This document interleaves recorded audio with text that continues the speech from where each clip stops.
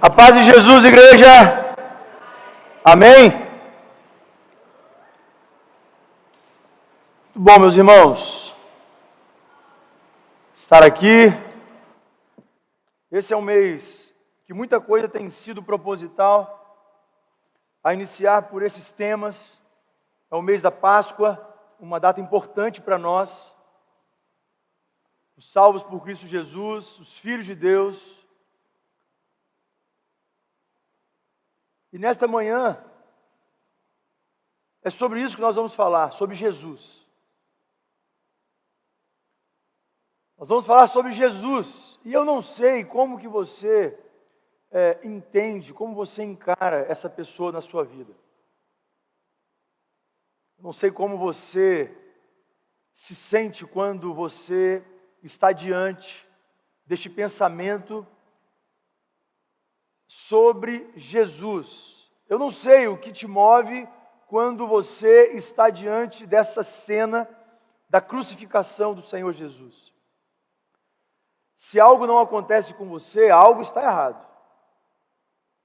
Se algo não te motiva, algo está errado. Querido, eu amo falar de Jesus. É algo que me emociona. Jesus é alguém espetacular. Foi, é e será espetacular. Como homem ele foi espetacular, nem como filho de Deus. Eu te desafio a ler, se você assim quiser, uma coleção de livros chamado A Inteligência de Cristo. São 5 livros e ali abordam alguns aspectos humanos e divinos de Jesus. É impossível você não se motivar, é impossível você não aprender no mínimo sobre equilíbrio emocional, sobre saúde emocional, sobre domínio psicológico. Jesus, esse é alguém que desperta nas pessoas as mais diversas emoções e sensações. É aquele que uns vão amar, outros vão odiar.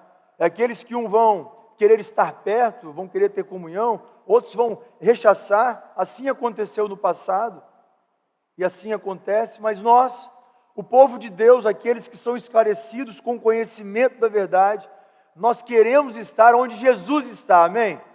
Igreja, deixa eu falar um negócio para você. Se você está parado, se você está acomodado, eu vou te avisar, não fica onde você está não, porque a igreja vai avançar. Nós vamos avançar. O reino é movimento. A igreja vai crescer, nós vamos crescer juntos. Individualmente, como igreja, nós vamos avançar. Amém? E esteja você também neste lugar. Ontem nós falamos de mornidão, de falta de intensidade. Ei, Jesus é o nosso combustível, igreja. Eu queria hoje, o texto proposto da lição é em Mateus, mas eu vou falar vou abordar o mesmo assunto sobre a crucificação de Jesus, mas lendo o Evangelho de Lucas, segundo Lucas, no capítulo 23. Então eu te convido a abrir sua Bíblia em Lucas, no capítulo 23, a partir do verso 33. Lucas 23, 33.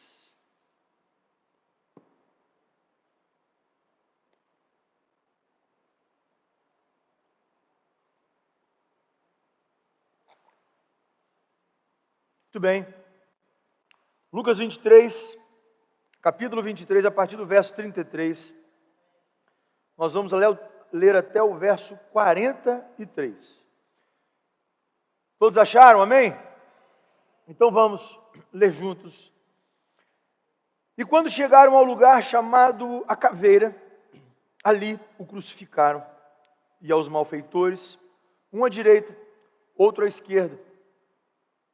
Jesus disse: Pai, perdoa-lhes porque não sabem o que fazem. E repartindo os seus vestidos, lançaram sortes. E o povo estava olhando, e também os príncipes zombavam dele, dizendo: aos outros salvou, salva-se a si mesmo, se este é o Cristo, o escolhido de Deus. E também os soldados o escarneciam, chegando-se a ele e apresentando-lhe vinagre e dizendo: se tu és o rei dos judeus, salva-te a ti mesmo. E também por cima dele estava um título escrito em letras gregas, romanas e hebraicas: este é o rei dos judeus.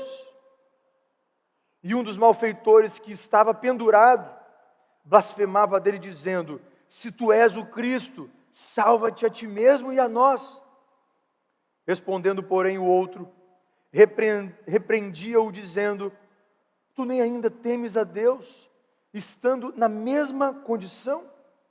E nós, na verdade, com justiça, porque recebemos o que os nossos feitos mereciam, mas este mal nenhum fez. E disse a Jesus, Senhor, lembra-te de mim quando entrares no teu reino. E disse-lhe Jesus: em verdade te digo que hoje estarás comigo no paraíso. Deus querido, obrigado, Pai, pela tua palavra. E no nome de Jesus, que o Senhor nos guie na verdade nesta manhã. Que a tua palavra, Pai, motive os nossos corações. Que a tua palavra, Senhor, impulsione os nossos pensamentos em ti. No nome de Jesus. Amém. Muito bem, igreja. Para muitos é difícil pensar em Jesus como uma pessoa real. Por vezes nós pensamos nele como alguém distante, como se fosse um livro de conto de fadas, um personagem, alguém que, como se fosse um herói desconhecido e existente apenas na nossa cabeça. E se idealiza uma história triste, a respeito dele, cujo fim foi uma morte terrível de cruz. Mas, querido, nós não podemos ver Jesus dessa forma. Os filhos de Deus não podem ver Jesus dessa forma. Nós temos que vê-lo como alguém real. Tão certo como as coisas que vemos, tão certo como as coisas que apalpamos. Alguém de verdade. Alguém que esteve nesse mundo, que pisou por essas terras. Alguém que se dedicou à humanidade, se dedicou a pessoas, se dedicou a gente, como a gente. Um amor profundo, um amor absoluto, despejado de modo gratuito e voluntário a todas as pessoas. Um amor que o levou a ser acusado injustamente, zombado injustamente, cuspido injustamente, condenado por ações que ele não cometeu. Lhe imputaram crimes inexistentes. Nós precisamos ver Jesus como alguém que transmitia paz, que transmitia amor, que transmitia esperança a todo tipo de gente, e ainda o faz hoje, e alcançou a muitos, e ainda alcança hoje, amém? Ainda alcança hoje. A igreja está comigo? Amém. Bem, mas é fato que após conhecer a Jesus, as pessoas não eram as mesmas. É impossível. Impossível. Se aquele paralítico desta manhã não sabia quem Jesus era antes, em eventos seguintes, quando eles se cruzaram no templo, aquele paralítico conseguiu identificar bem, porque Jesus mudou a vida dele. E mudou a vida dele não de modo físico, mas espiritual, e dizendo: olha, vai para que não aconteça mais nada contra você, para que não aconteça mal nenhum contra você, e não peques mais. Jesus muda a vida das pessoas. Por onde ele passava, ele mudava a vida das pessoas. E ainda é assim, meus queridos. Um testemunho singelo do irmão Jocenir aqui pela manhã, isso demonstra a mudança de vida, a condução de vida de Jesus, a condução de vida de Deus, daqueles que o pertencem. Querido, o que rege a nossa vida não é o acaso, não é a sorte. Não tem determinismo forte, não tem sexta-feira 13. O que define a nossa vida é a soberania de Deus, nós pertencemos a Ele.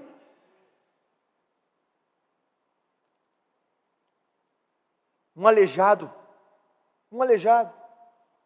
ele queria estar onde Jesus estava, só que Jesus estava dentro de uma casa simples, humilde.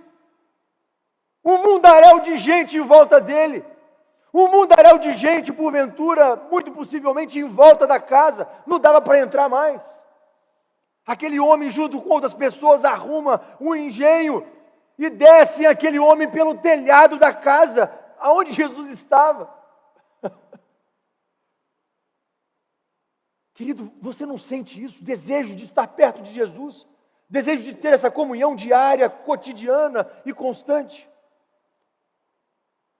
Não depende dele mais, depende de você, depende do seu movimento, depende do que você faz, depende da sua aproximação.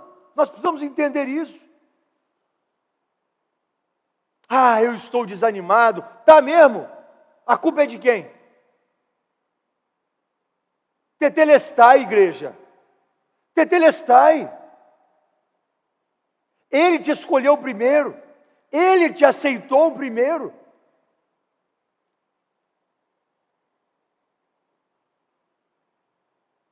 Jesus, com aquelas palavras de liberdade, de amor, de submissão, sim, a autoridades, mas de liberdade, de livramento. Porque ele pregava isso, porque se conheceres a verdade vai te libertar. E aí as autoridades, incomodadas com aquele movimento que Jesus promovia, as autoridades romanas, e mandam então prender a Jesus, vai um aparato, um destacamento inteiro de soldados, atrás daquele homem, um criminoso, um homem criminoso, barba por fazer, sem aparência de beleza alguma, como descreve o profeta Isaías, sandálias empoeiradas, em razão da vida que se tinha naquele tempo, de viajar descalço, não tinha asfalto, eram estradas empoeiradas, vestes simples e humildes. Aqueles homens vão prender Jesus e ao chegar naquele lugar se deparam com esse criminoso, pregando amor, liberdade, curando pessoas, dando esperança de vida melhor, dando esperança de um futuro. Um povo oprimido pela política, pelo poder, um povo oprimido pelas mazelas da sociedade, um povo oprimido. Era um povo oprimido. Será que há alguma similitude com a realidade que vivemos hoje? Você se identifica?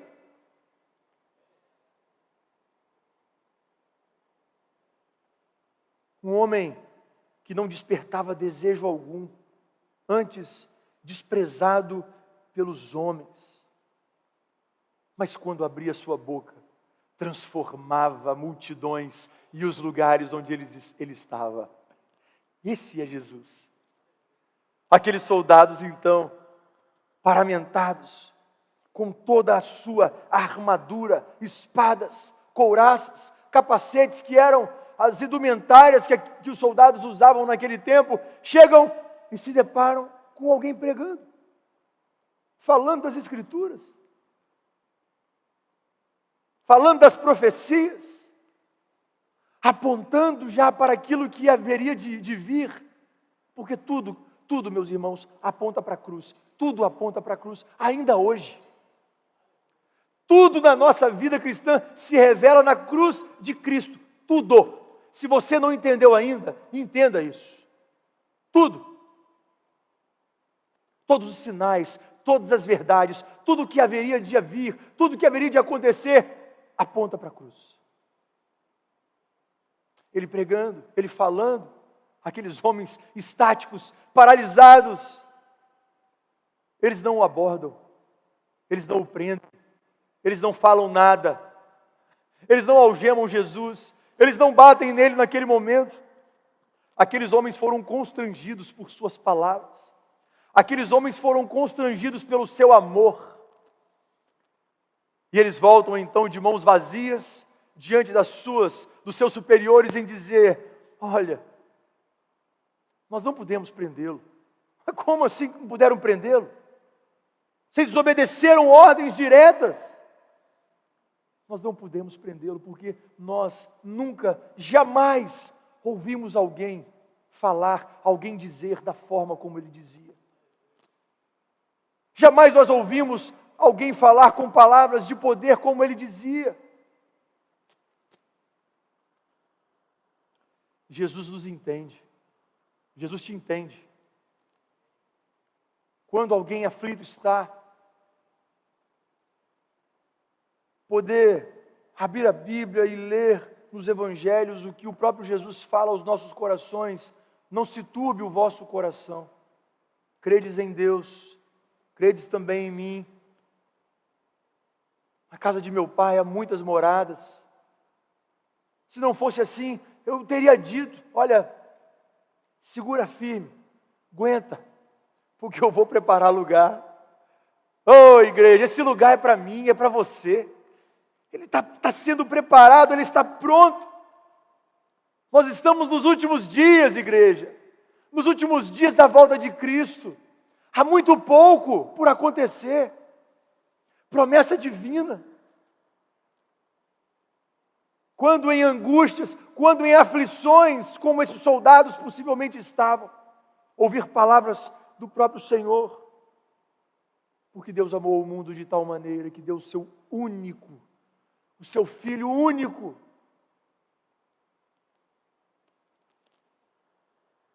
para que todo aquele que nele crê não pereça, mas tenha uma vida abundante, uma vida eterna. Toda a vida de Jesus aqui apontava para a cruz do Calvário. Tudo se explica na cruz, tudo. Toda a motivação, as coisas ficam mais claras ao vislumbrarmos a cruz de Cristo.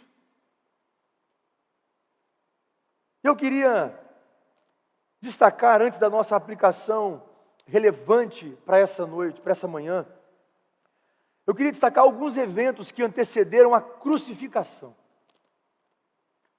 Eu sei que você conhece bem essa história, mas eu queria voltar a sua memória a esse respeito. Porque Jesus Cristo, sabendo que era chegada a sua hora, ele ruma para a cidade de Jerusalém, porque era lá que as coisas aconteceriam. Ele vai para lá, ele se desloca para Jerusalém. E ele já havia alertado os seus discípulos, ele já havia avisado os seus seguidores que ele seria entregue nas mãos dos homens, que ele seria preso, que ele seria crucificado, que ele seria morto. Ao chegar em Jerusalém, a multidão o recebe, a multidão o aplaude, saudaram a Jesus com honras, com hosanas. E a cidade está agitada, existe um movimento na cidade, a cidade está cheia. E o Senhor então ordena para aqueles seus seguidores, para os seus discípulos, que preparassem um lugar para que eles pudessem celebrar a Páscoa, para que eles pudessem cear, para que eles pudessem comer juntos, para que eles pudessem ter um momento de comunhão. Jesus pede isso. O Senhor sabia o que estava acontecendo. Havia um ambiente, havia um clima, havia uma expectativa ali acontecendo. Lá no cenáculo, então, Jesus ministra aquilo que nós poderíamos considerar como a aula da saudade.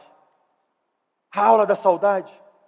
A aula da despedida. O último encontro, a última ministração. Ali no cenáculo, Jesus externa aos discípulos o quanto ele os amava. Ali mesmo, naquele lugar, Jesus pega uma bacia com água e ele lava os pés dos discípulos um a um. Ele lava os pés dos discípulos de modo pessoal.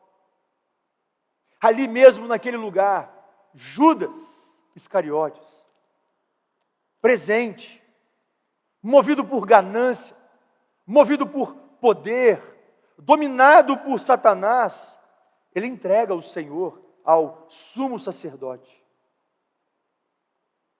Ele ministra aos discípulos dizendo que ia para o Pai, mas que enviaria um outro Consolador. Quem é a igreja? O Espírito Santo, que é hoje a presença física de Jesus e do próprio Deus nas nossas vidas. Uma presença física. Jesus fala da casa do Pai. Jesus fala que Ele ia preparar um lugar e que voltaria para levá-los. Porque onde eles estivessem, os discípulos também estariam com Ele, assim como nós, os salvos por Cristo Jesus. E aí Ele institui a ceia, aquele momento sublime que fazemos todos os domingos, em memória dEle. Ele pega o pão, que simboliza o seu corpo, Ele exprime aos seus discípulos. Ele pega o cálice, símbolo do seu sangue, que seria derramado por nós. Os discípulos ainda não sabiam que de fato Jesus estava falando. Ele institui a ceia.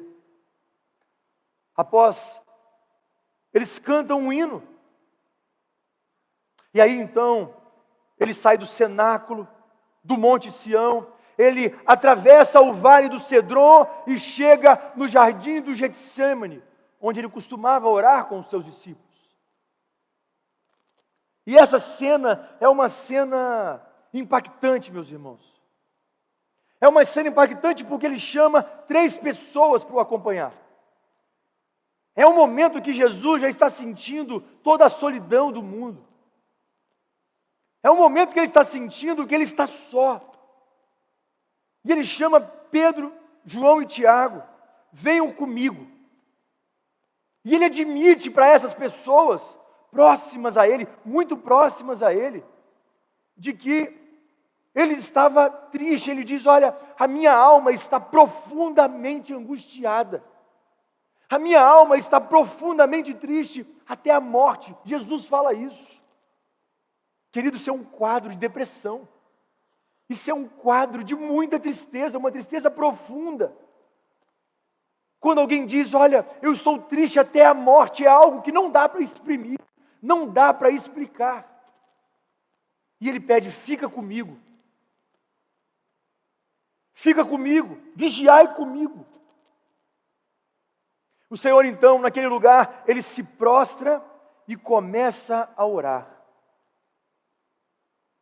Com clamor, com lágrimas e com um objetivo específico. A oração de Jesus é: Pai, se for possível, passa de mim este cálice. Senhor, se for possível, passa de mim este cálice, esse fardo, esse peso.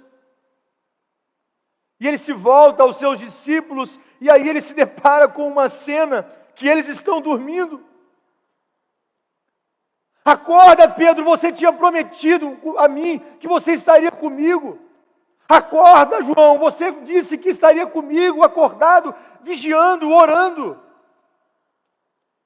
Jesus volta então a orar de lado, e eles estão ali dormindo, e ele volta a orar com mais intensidade, seu suor, ele começa a se transformar em gotas de sangue. E é nesse momento de aflição, queridos, nesses momentos de maior aflição que temos, esse é o momento que Deus aparece nas nossas vidas. Isso é sublime pensar dessa forma. É nesses momentos, aquelas pequenas gotas de graça, aquelas pequenas gotas de cura, aquelas pequenas gotas de restauração. E nesse momento que Jesus está ali, chorando e suando em gotas de lágrima, diz a Bíblia que um anjo vem confortá-lo. Um anjo vem confortar a Jesus. Talvez fosse aquele último gás, aquela última certeza de esperança do próprio Deus dizendo: eu estou aqui e essa é a missão que você tem que cumprir. Em prol dos seus amados, em prol dos seus filhos.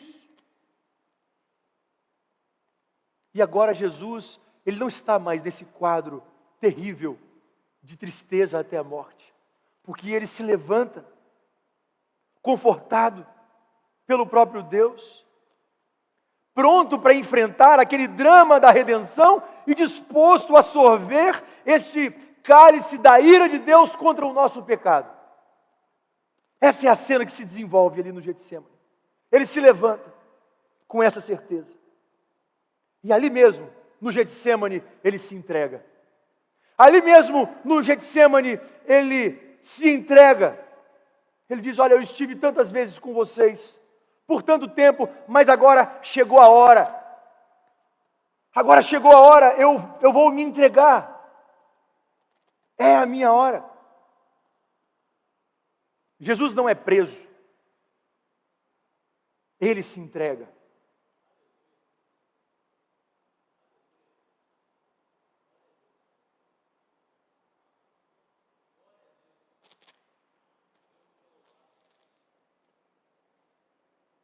Ele se entrega.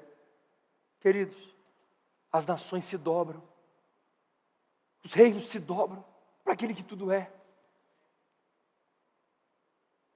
Não há homem, não há mulher, não há autoridade que possa, diante da soberania de Deus. Não há. Ele se entrega voluntariamente, espontaneamente. Ele se entrega.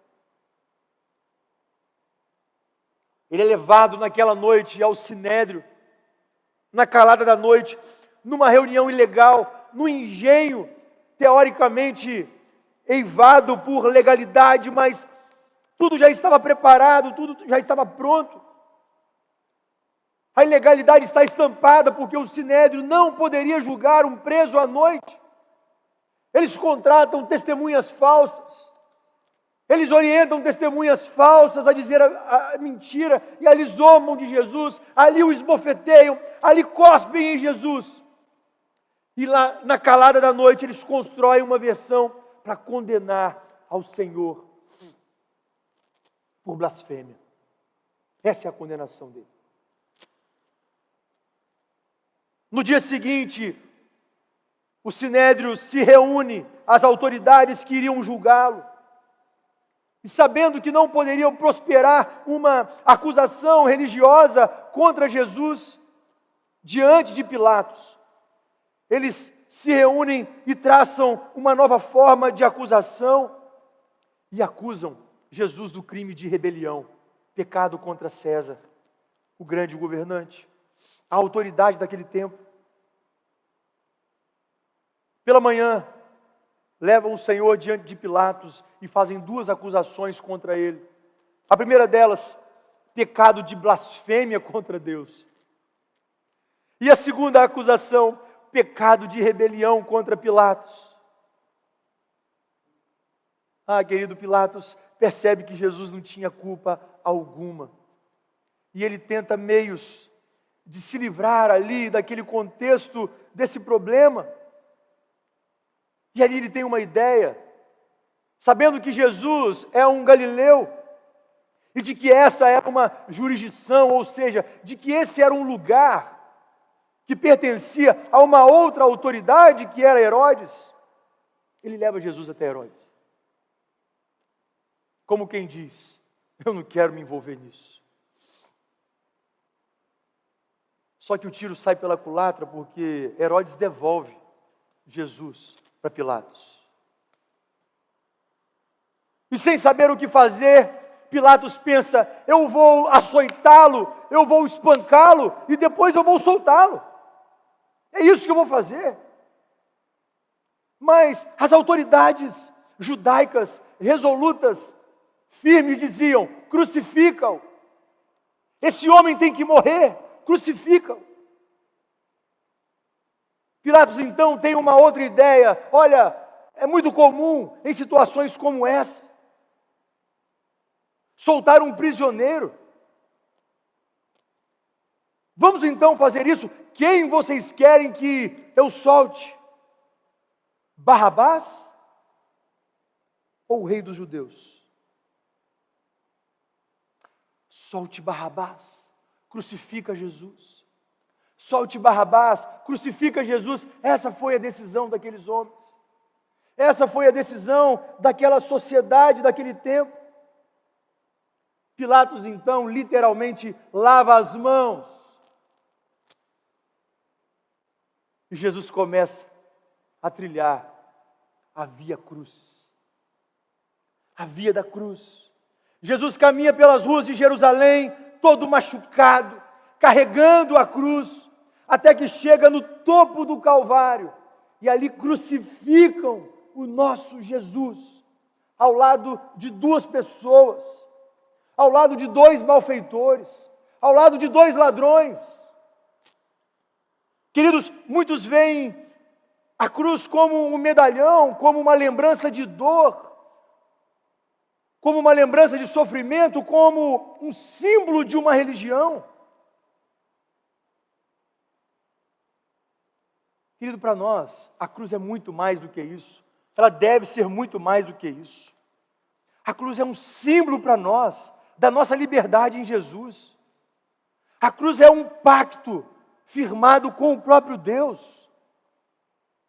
É um símbolo de aliança. A cruz demonstra o grande amor de Deus pelo homem.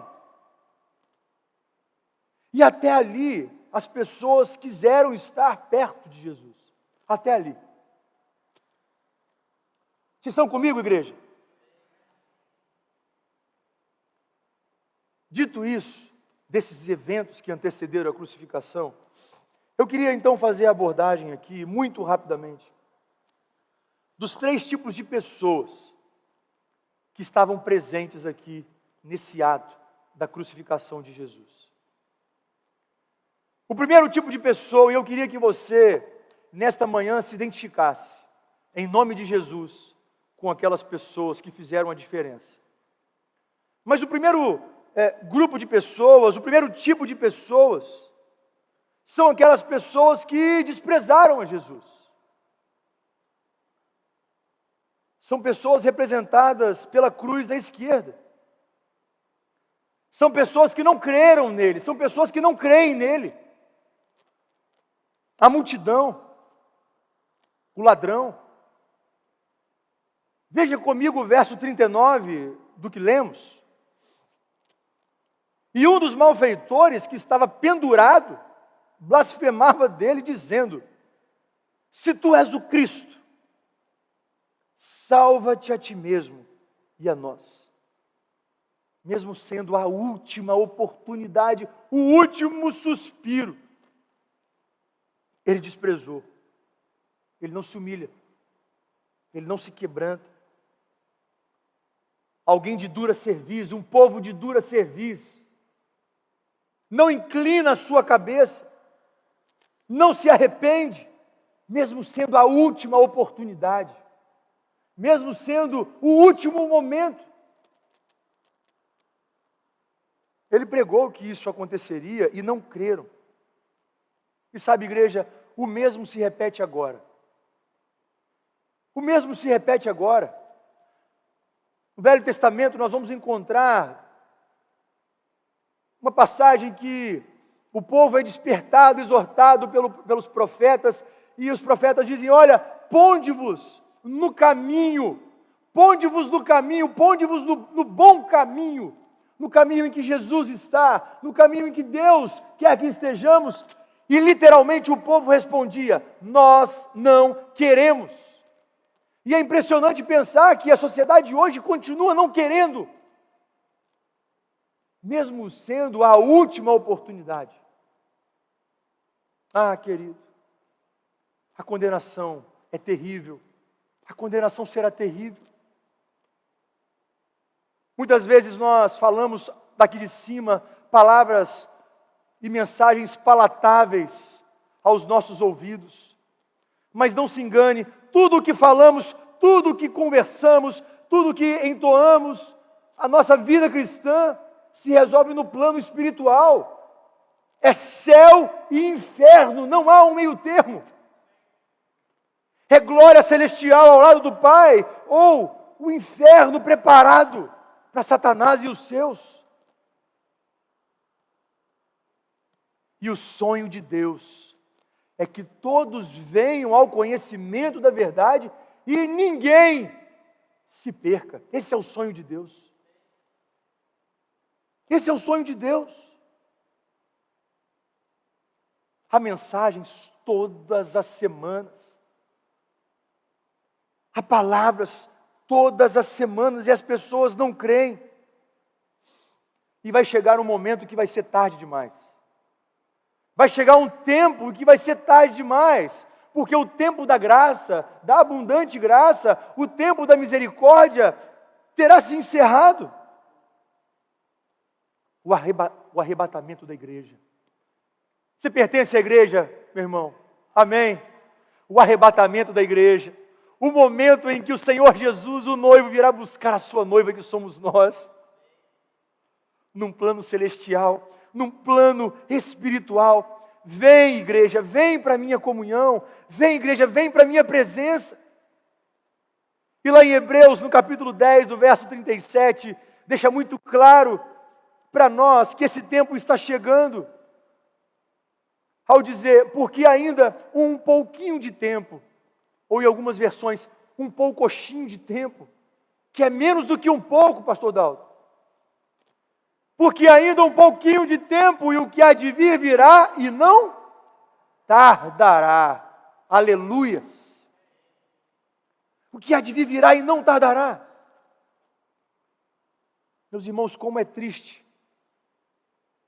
ler a orientação e a exortação do profeta, quando ele diz, olha, eis que vem dias, diz o próprio Deus, em que enviarei fome e sede, fome sobre toda a terra, mas não fome de pão, não sede de água, mas de ouvir as palavras do Senhor.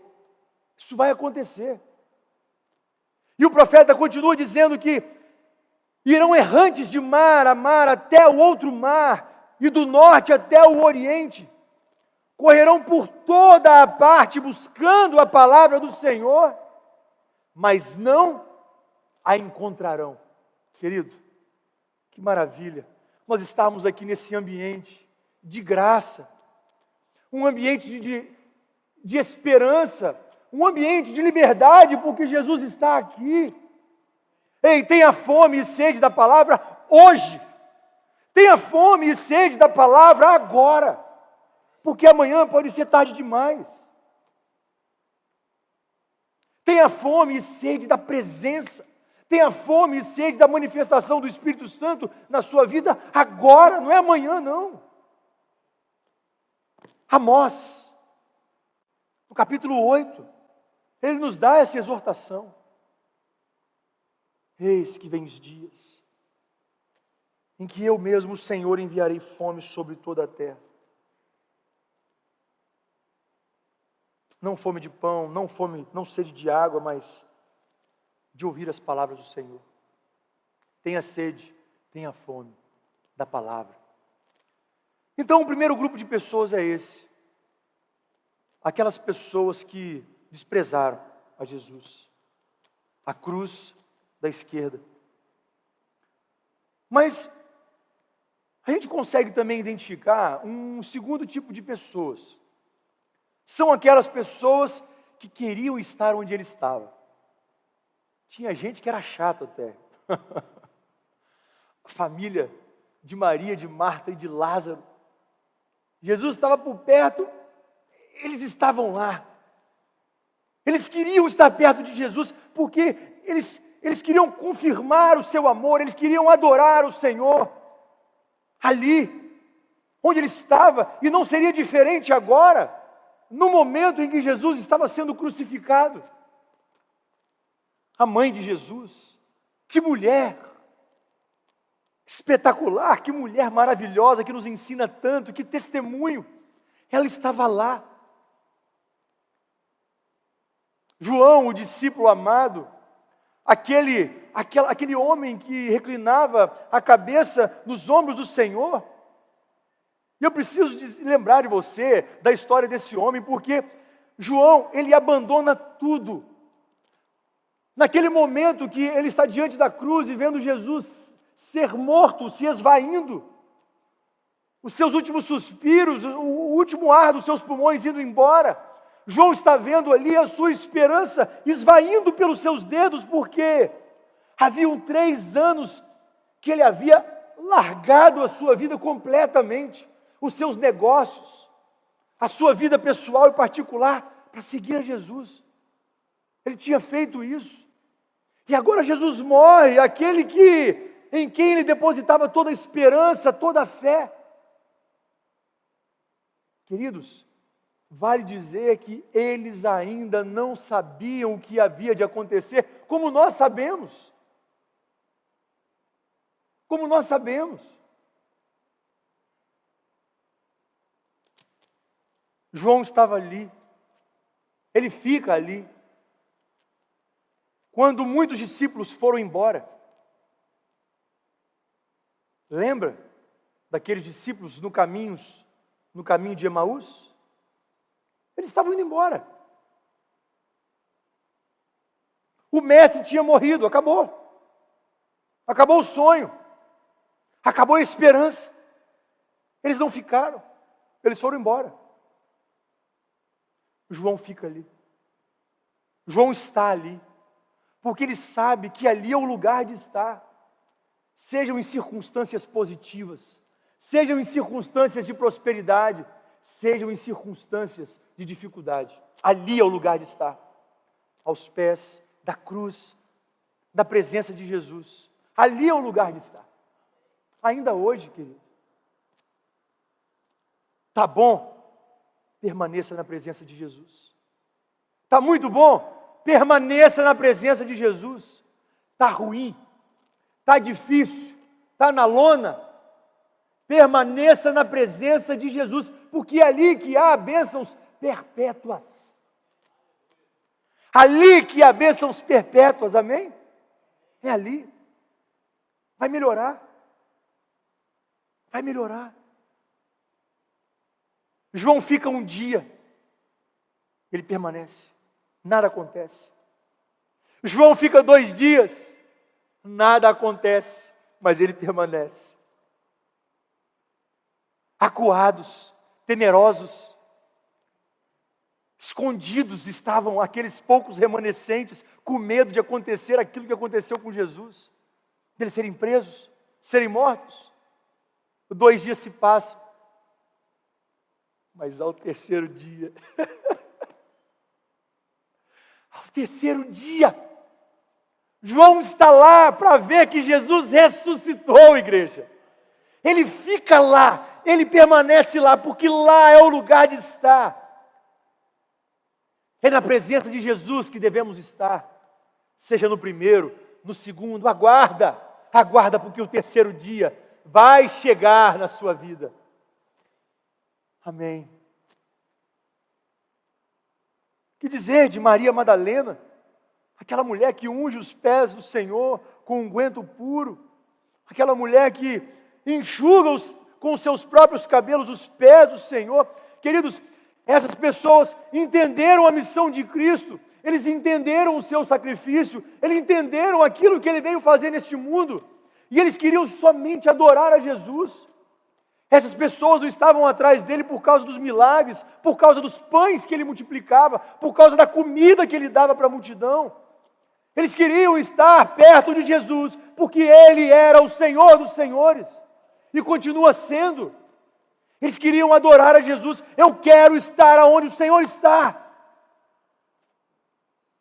Vida cristã é um exercício constante. Não é uma tarefa só. Não é uma tarefa que se exaure numa prestação apenas quando nós nos convertemos, quando nós aceitamos a Jesus como Salvador. A vida cristã ela é um exercício, meus irmãos. O pastor Locico costuma dizer que a vida cristã ela é uma corrida. Como é que é? Uma corrida de revezamento. Não tem aquela corrida extensa de revezamento? Há uma constância, há um ritmo, vezes mais acelerado, um pouco mais vezes mais cadenciado.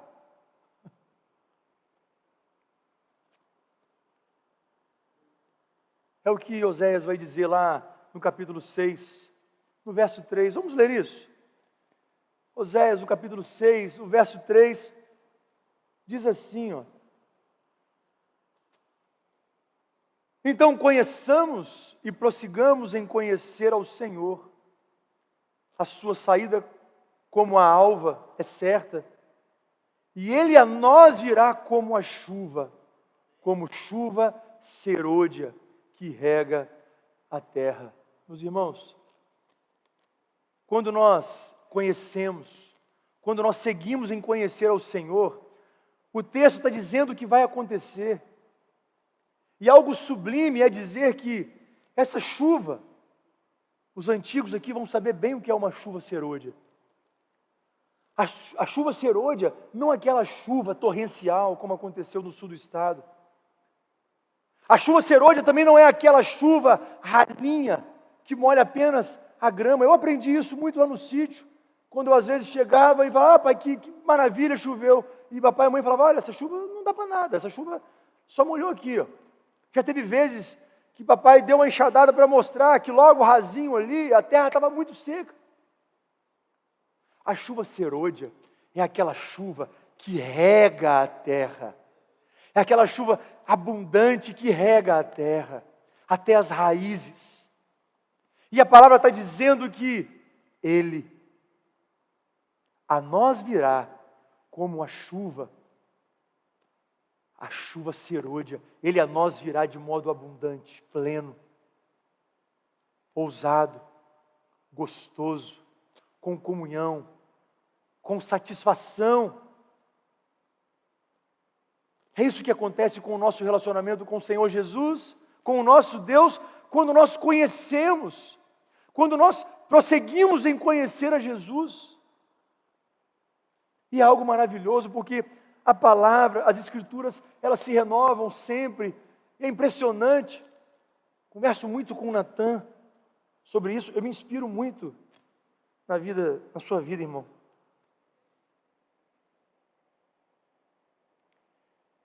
De verdade. E nesta manhã, ele falou de uma coisa, desse texto tão maravilhoso, que a gente tinha ouvido já há tanto tempo, tantas vezes. E ele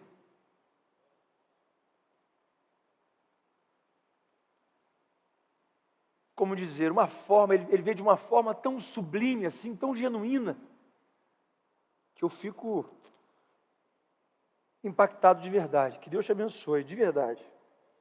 Mas, sabe, essas pessoas que queriam estar perto de Jesus, todas elas, o que é gostoso de pensar é que todas elas, e no nome de Jesus eu desejo que você também, estarão no céu. Todas elas estarão no céu. E a pergunta é, você tem sido fiel? Você adora o Senhor por simplesmente adorá-lo? Você está na presença dEle porque você quer estar simplesmente, porque ali há bênçãos perpétuas, ou só por pedir, ou só por querer, ou só por almejar algo? É uma indagação importante nesta manhã, igreja, que nós precisamos fazer. Mas eu vou encerrar a nossa reflexão nesta manhã falando de um terceiro tipo de pessoas. São aquelas pessoas que foram quebrantadas e mudaram as suas vidas. São aquelas pessoas que verdadeiramente mudaram as suas vidas porque entenderam quem Jesus era. E essas pessoas são representadas pelo outro ladrão, pela cruz da direita. Queridos, perceba os versos seguintes,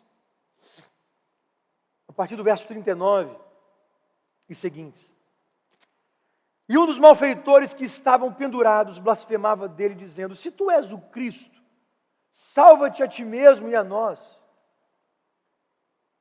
Respondendo, porém, o outro, repreendiam, dizendo: tu nem ainda temes a Deus, estando na mesma condenação?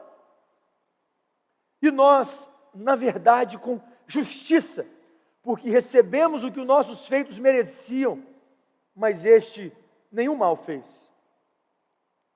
E disse Jesus: Senhor, lembra-te de mim quando entrares no teu reino. Queridos, há momentos que eu que eu quero fazer essa oração toda hora.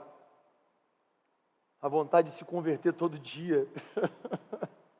Se nós não tivéssemos aquela convicção de que a salvação é um ato único e verdadeiro, porque o Espírito sela os nossos corações e a nossa decisão de modo derradeiro. Mas há uma palavra aqui de reconhecimento, você nota que não é uma palavra de desespero.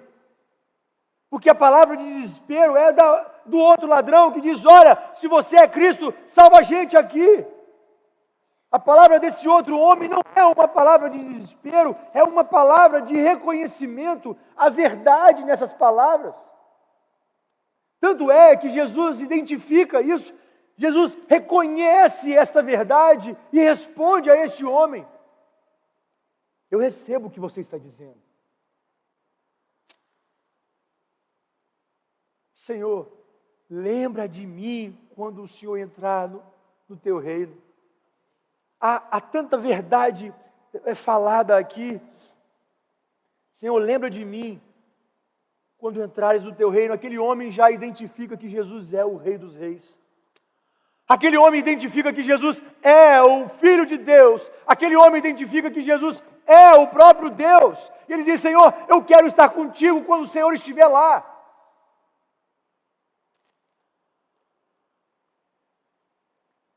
E quando há sinceridade nas nossas orações, na nossa busca pelo Senhor, querido, Ele vai te responder. A resposta. Porque o Senhor não despreza um coração contrito, um coração quebrantado. É promessa do Senhor, é verdade que cremos. E Jesus responde para aquele homem: olha, ainda hoje estarás comigo no paraíso. Se existia condenação para você, saiba que a partir de agora não há mais condenação para aqueles que estão em Cristo Jesus, o nosso Senhor. É o que Jesus falou para aquele homem naquele tempo, e é o que a palavra se renova dizendo para nós, ainda hoje, Igreja do Senhor, Coque. Meus irmãos, no Calvário estão esculpidos 3 retratos. 3. A cruz do centro, a cruz da esquerda e a cruz da direita. As 3 cruzes representam a verdade de que Jesus Cristo é aquele que divide os homens em salvos e em perdidos. Não há meio termo, não há muro, não há eu vou ver, não há em breve, quem sabe amanhã. A cruz ela divide o mundo em 2 grupos: daqueles que pertencem a Jesus, que estão salvos, que estarão na glória celestial, que terão lugar de privilégio ao lado do Rei dos Reis, no lugar onde não há morte, no lugar onde não há ranger de dentes, no lugar que não há dor, no lugar em que não há sofrimento. Eu quero estar neste lugar. E eu sei que você também. Mas lá do outro, a cruz divide também para aqueles perdidos. E se porventura há alguém aqui entre nós que deixou passar tanto tempo, tantas mensagens, tantas abordagens do próprio Deus, querido, se converta em nome de Jesus. Se converta a Jesus. Entrega a sua vida para Ele. Deixa Ele dominar o seu ser. Deixa Ele dominar a sua vida. Abandone culturas. Abandone religiões. Abandone velhas práticas. Siga Jesus somente. É nele que está tudo. É nele que há verdade. 2 grupos. E para esses perdidos, a misericórdia é nesse tempo. Porque quando chegar aquele dia do arrebatamento da igreja, essas pessoas estarão condenadas à perdição eterna. num lugar em que a dor não tem fim, num lugar em que o sofrimento não tem fim. A Bíblia fala isso.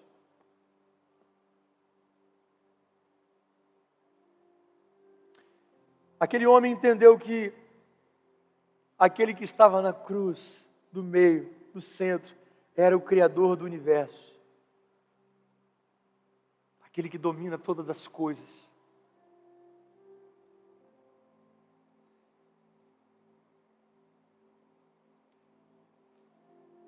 Jesus não estava na cruz do centro porque ele era o maior pecador, querido. Jesus estava na cruz do centro, não era porque ele tinha mais pecado, porque pecado ele não tinha. Ele estava na cruz do centro porque ele assumiu o nosso lugar.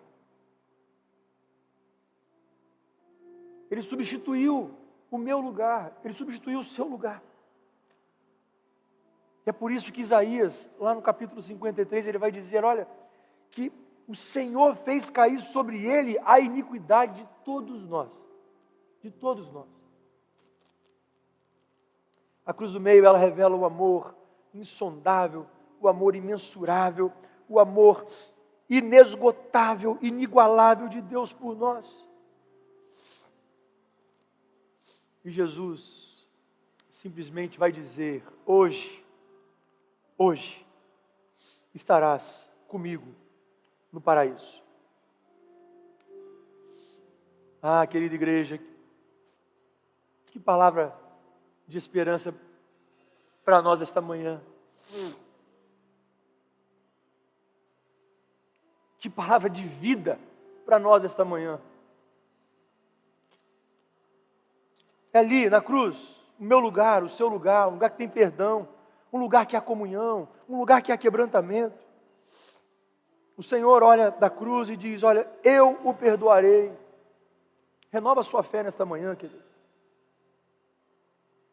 Renova a sua salvação, se é o que se você consegue me entender o que eu quero dizer com isso. Renova a sua alegria em Jesus. Restaura a sua alegria em Jesus. Porque é o que Ele fala da cruz, eu o mudarei, eu o salvarei. Se tiver arrependimento e fé, venha para a cruz. Ei, eu encerro as minhas palavras, pedindo para que você fique de pé, entendendo que nós estamos encerrando a nossa palavra desta manhã.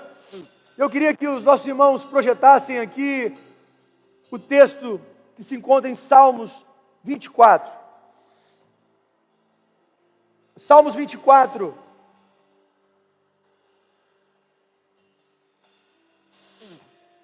A partir do verso 7, nós vamos ler juntos até o verso 10. Queridos, só para você entender esse contexto. Esse é o contexto de que, quando Jesus buscar a sua igreja, e Ele vai guiar os seus, entrando nos céus, entrando nos portões celestiais, e essas serão as ordens que Jesus dará para aqueles portões, para o reino celestial, acompanhado dos seus. Imagine como será essa cena, a gente indo em glória, de mãos dadas com o Mestre, e Ele falando isso. Vamos ler juntos?